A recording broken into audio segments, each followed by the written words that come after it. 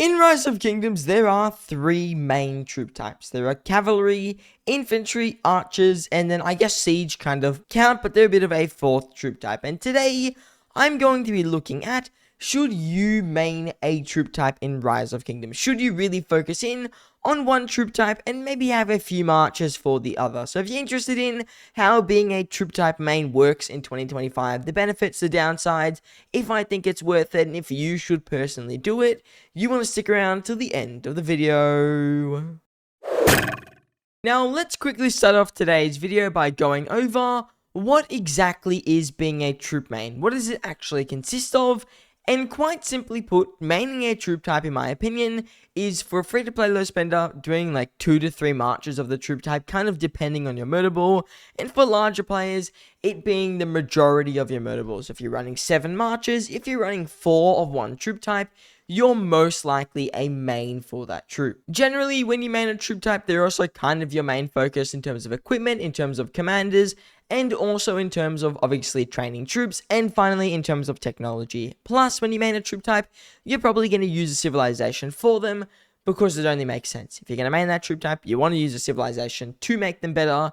Really, for archers, it's Ottoman. For cavalry, it's like Byzantium or Ottoman. You can use either one. For infantry, it's like France or Vikings. Also, for cavs, you can use Germany if you don't want to switch off and you just want the troop training speed and the action point recovery. So that's generally what maining a troop type is. Really, the whole point of it is your focus is on one troop type, and you've got the others more as a secondary thing. So you're focused in on this one type, you're trying to make it your best and most powerful possible, so you can run it on the open field and get the most success out of the commanders there. Essentially, you're going to micromanage that troop type to be maximum amount at the full strength it possibly can, and it can have some type of benefits.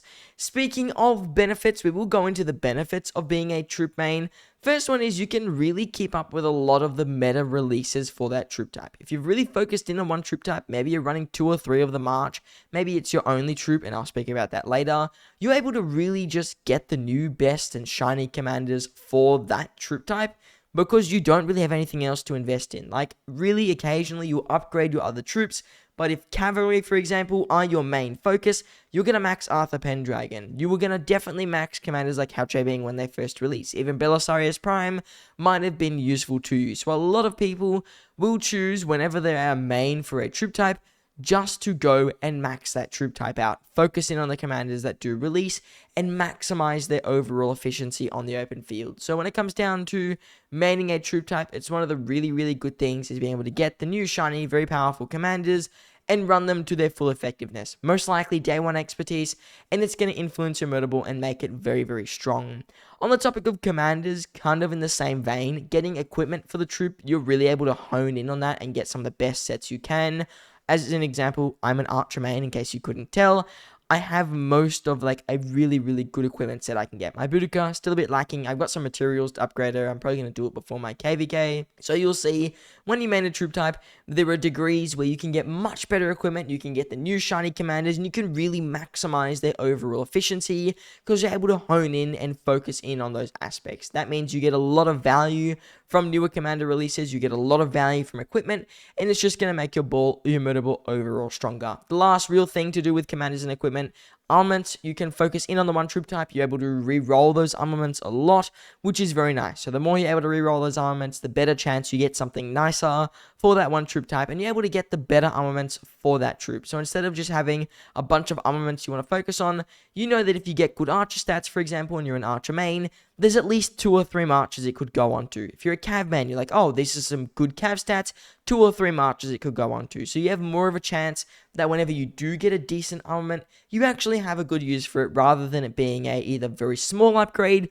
or no upgrade at all, even though it was a good roll. So for example, if I get 3 archer stats in a row, there's almost guaranteed to be an archer commander that I can put it on, because I do run 3 archer marches. So the same thing can be said if you're running a lot of one troop type. There's always a commander that can definitely benefit from having all the new stuff, the new equipment, the new skills, and also new armaments that you're able to acquire. So new troop type is very good, or one troop type or a main troop type is very good in that regard, because you can just make them stronger compared to having a variety of marches. Another good advantage of having one troop type if you're using a troop type civilization, it benefits them a lot. So for example, I run Ottoman. Overall, this is probably the best open field like civilization you can use, but Ottomans with archers are ridiculously good because A, you get a special unit and all my marchers are going to benefit from that special unit.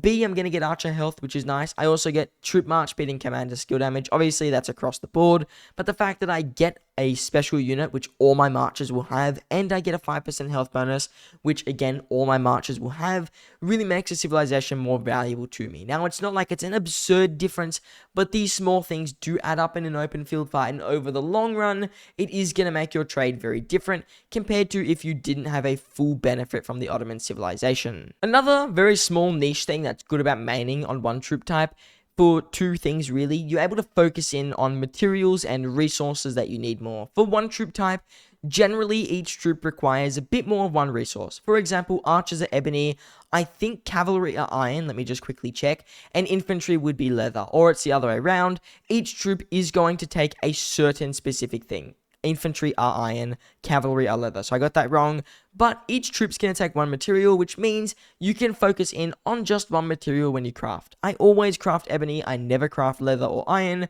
because my other things, for example, my equipment chests, whether it be choice chests or just random chests, like my legion bundles, or just like my normal equipment material chests, these are going to give me these other materials that I don't need as much over time. So it's just a small benefit that comes of maining one troop type. You get more materials that you actually need, you can focus in on them more, which will let you accelerate your equipment even faster and focus in on equipment that's going to be better to you. Also, in terms of resources, each troop generally needs 2 key resources and then a gold at the end. So for example, with archers, I only need stone and I only need wood. I clicked on those in the wrong way, but I only need stone and wood. For infantry, I think you only need food and wood, and for calves, you only need wood, or you only need stone and food. So generally, you're able to just gather those 2 resources, and I'm able to trade off whatever excess food I have in tokens. So if I'm desperate for resources before a KVK, I'll pop all my tokens and trade off all the resources to get access to more food, more stone, more wood, whatever I need for my archer units, instead of having to gather it all. So instead of having to gather all 3 different resource types, I can just gather the 2 main ones that I'm going to need for my archer marchers, since the rest are essentially going to be completely useless to me, since my troops just don't require them.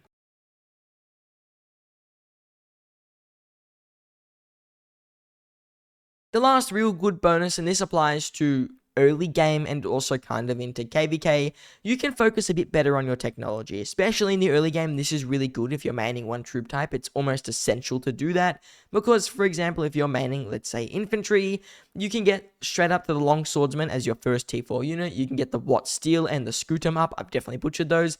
And those things are going to make a big difference in your KVK1. The higher level they are, the better you're going to trade. And the fact that generally the normal just troop technology itself is going to be cheaper is really good for you. So you're paying less, you're still getting a really good amount of stats, and the higher level these things are, the better you're going to trade. So for example, I made archers in KVK1, I ignored all the other technology, and I just focused in on the archer stuff because I wasn't fighting with calves, I wasn't fighting with infantry, I was fighting with archer units. So that's a good thing you can do. And in Season of Conquest KVKs, you can focus your crystal tech more on the archer side or cav side or infantry side, depending what you're maining. So you don't really have to have that broad technology spectrum.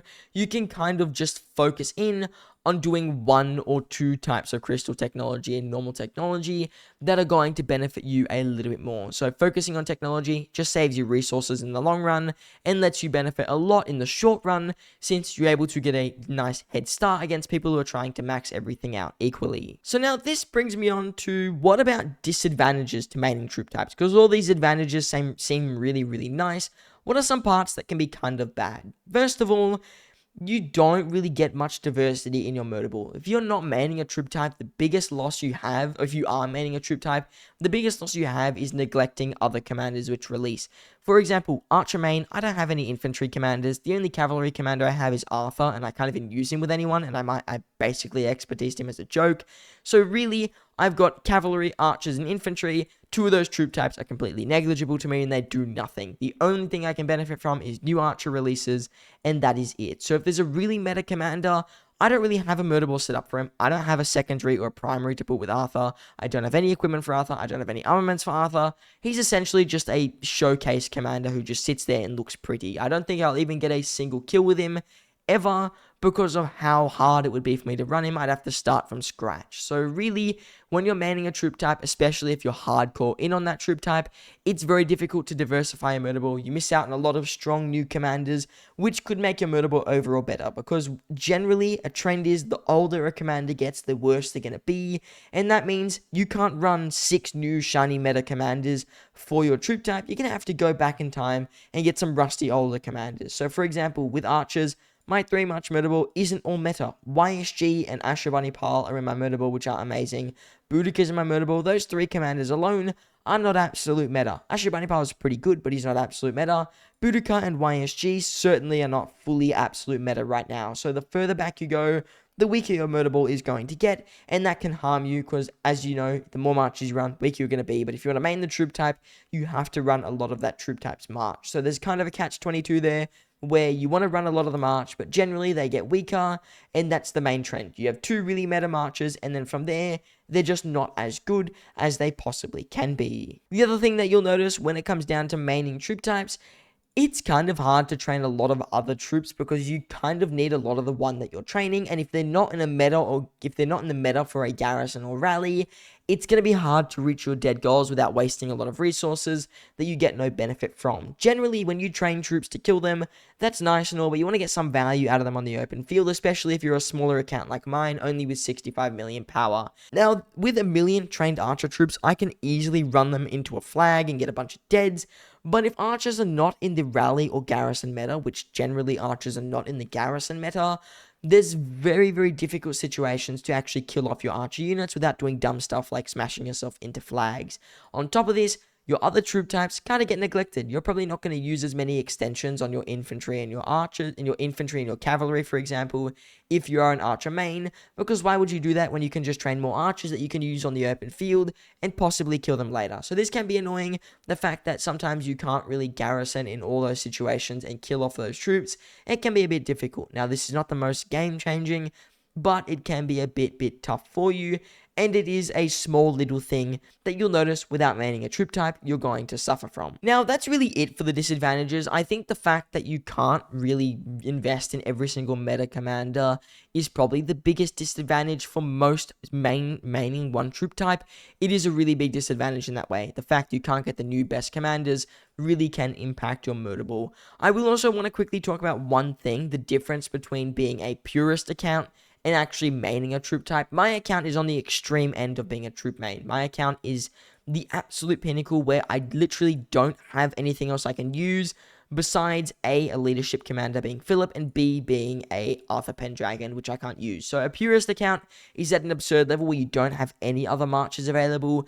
A maining account, you've got maybe one other march for each troop type, but again, you can still struggle to get the really meta mutable in there because you've mained in onto one troop. So when it comes down to it, maining troop types, you'll notice it's a bit different to being a purist, but being a purist account like mine, I don't really recommend it. I'll put that one out there where you've just focused in on one troop. Doesn't really make sense. I don't see a purpose in doing it. It's not really going to fully benefit you. With that out of the way though, what do I fully think about being a main for a troop type in 2025? Should you do it? The answer is probably not. Unless you're running above 5 marches or 5 or more marches, I don't see a reason to main a troop type. So for most free-to-play low spenders, there is no reason to be, for example, a cavalry, infantry, and archer main. Just get one of each march, run a 3-march mutable with that, and you're going to be in a really good situation. You have the ability to upgrade any commander you want, you can hold any commander you want, you've got the right equipment, and just run the Ottoman civilization. Generally, it's going to be the best, unless you've got a weird mutable or something's changed since this video has come out. That's really what I recommend. I don't see a purpose for smaller accounts which are only running 3 to 4 marches to really main a troop type. I guess for 4 marches, you end up getting 2 for one troop type, and then you can kind of choose to main one.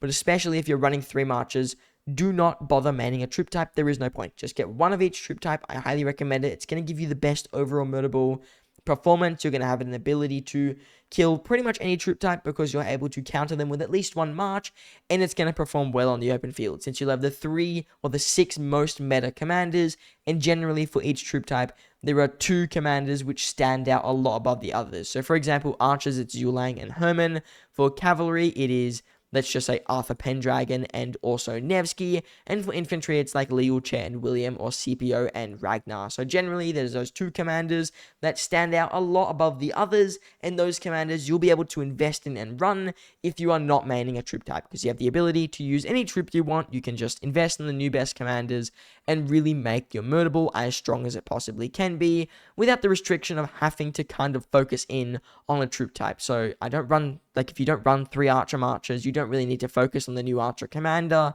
You could hold off on a generation, skip it, and then come back later and get some of the newer commanders for a different troop type, which might be a little bit better. So if you think the new Archer Commander, for example, is not so amazing, you can skip them and you don't really need them. But if you're running 3 Archer Marchers, even if they're not so amazing, they're going to be a massive upgrade compared to some of the rubbish commanders you would be running, which means you need to upgrade and you're kind of forced into it. So when it comes down to it, I think not maining a troop type is better.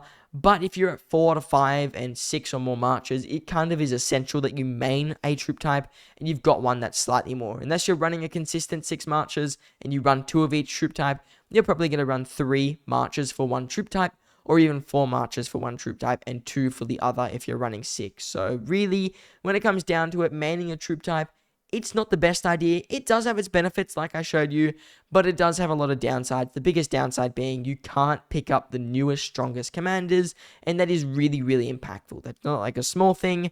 It is really, really difficult for you to invest in the proper commanders that could make your Murderable overall stronger, instead of just focusing one troop type. So that's my general opinion. I think it's not fully worth focusing on one troop type, because when it comes down to it, there's always going to be some new, stronger meta commanders for one troop, and one other troop type is going to be slightly weaker that year. So when it comes down to it, don't main a troop type, in my opinion. Just stick with a nice diverse Murderable, and it is going to trade very, very well. Now, if you enjoyed today's video, I just want to ask you guys, let me know in the comments, what videos do you guys want me to make? I'm kind of running out of ideas a little bit right now. There's not too much to make videos on.